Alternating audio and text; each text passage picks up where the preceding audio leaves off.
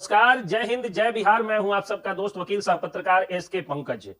बिहार में पिछले दिनों एक ऐसी कार्रवाई हुई, यानी परसों एक ऐसी कार्रवाई हुई जिसके बाद लोगों में यह चर्चा का आलम शुरू हो गया है, चर्चा का विषय यह शुरू हो गया है। लोगों के बीच चर्चाएं हो रही हैं, डिस्कशंस हो रहे हैं कि मनीष कश्यप जो कि एक फरिश्ता है, और ये फरिश्ता मैं नहीं मानता हूं बल्कि मुस्लिम समाज के लोग ताजिया में उनके समर्थन में पोस्टर लगा करके और उनको अल्लाह का भेजा हुआ फरिश्ता मानते हैं, तो कोई बाबा धाम में अपने टी शर्ट पर उनकी तस्वीर लगा करके और बाबा धाम की यात्रा में पोस्टर लगा करके कि भोले बाबा से यही है अर्जी, मनीष कश्यप पर से हट जाए सारे मुकदमे फर्जी, कोई ये चीज लगा करके और दिखा करके मानता है कि मनीष कश्यप एक देवदूत है और वो एक संत व्यक्ति है, तो जाहिर सी बात है जब फरिश्ते पर, देवदूत पर, संत पर, साधु पर और एक परमार्थी व्यक्ति पर, दूसरों का भला चाहने वाले व्यक्ति पर, गरीबों के आंसू पोंछने वाले व्यक्ति पर और गरीबों की आवाज बुलंद करने वाले व्यक्ति पर अगर कोई अपने शासन और सत्ता के अभिमान में चूर होकर के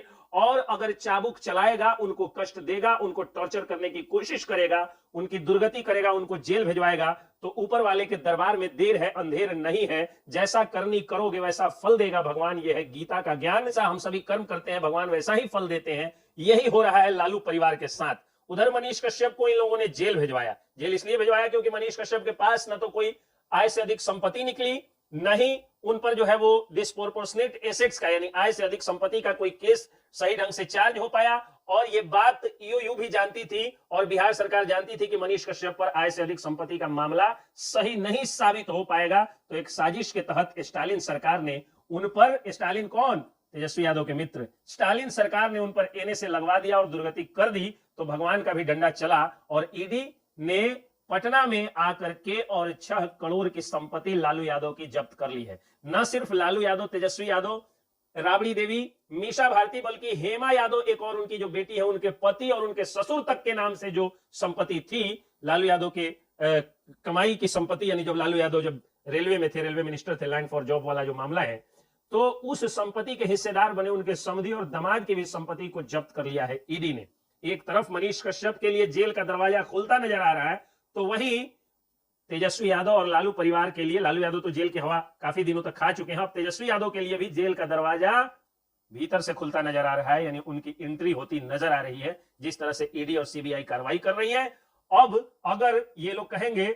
जो राष्ट्रीय जनता दल के लोग हैं या महागठबंधन के लोग हैं, अगर वो लोग ये कहते हैं कि ये बदले की कार्रवाई है, तो फिर उन लोगों को यह भी स्वीकार कर लेना होगा कि मनीष कश्यप पर भी बदले की कार्रवाई हुई। और अगर वो लोग ये कहते हैं कि मनीष कश्यप दोषी थे इसलिए उनको जेल भेजा गया, तो उन्हें यह भी स्वीकार कर लेना होगा कि तेजस्वी यादव, लालू परिवार, लालू यादव का पूरा खानदान, उनका दामाद और उनके समधी तक चोर हैं, दोषी हैं, इसलिए उन पर ईडी और सीबीआई इस तरह कार्रवाई कर रही है। सीबीआई चार्जशीट कर रही है और ईडी संपत्ति को जब्त कर रही है। तो फरिश्ते का और देवदूत का श्राप कहीं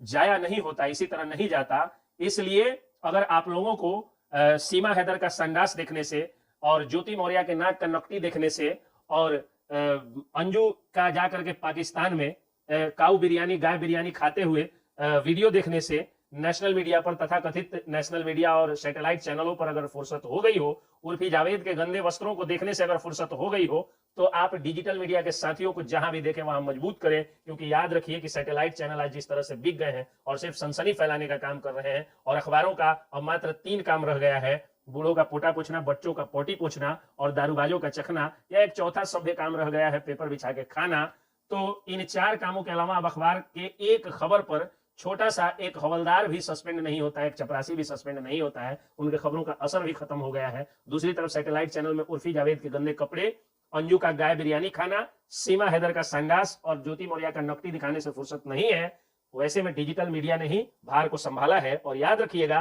कि यह डिजिटल मीडिया को बिहार में सबसे ज्यादा, पूरे विश्व में बिहार में सबसे ज्यादा मजबूत करने का श्रेय अगर किसी को जाता है तो वो मनीष कश्यप को जाता है। और मनीष कश्यप ने यह काम अच्छे रास्ते पर किया, गरीब और मजदूरों मजलूमों की आवाज बुलंद करके किया, जिसके कारण कुछ लोगों ने बदले की कार्रवाई की, उनकी दुर्गति कर दी और भगवान ने अब न्याय करना शुरू कर दिया है। जिन लोगों ने उनकी दुर्गति की, अब उनकी भी दुर्गति हो रही है। जय हिंद, जय बिहार।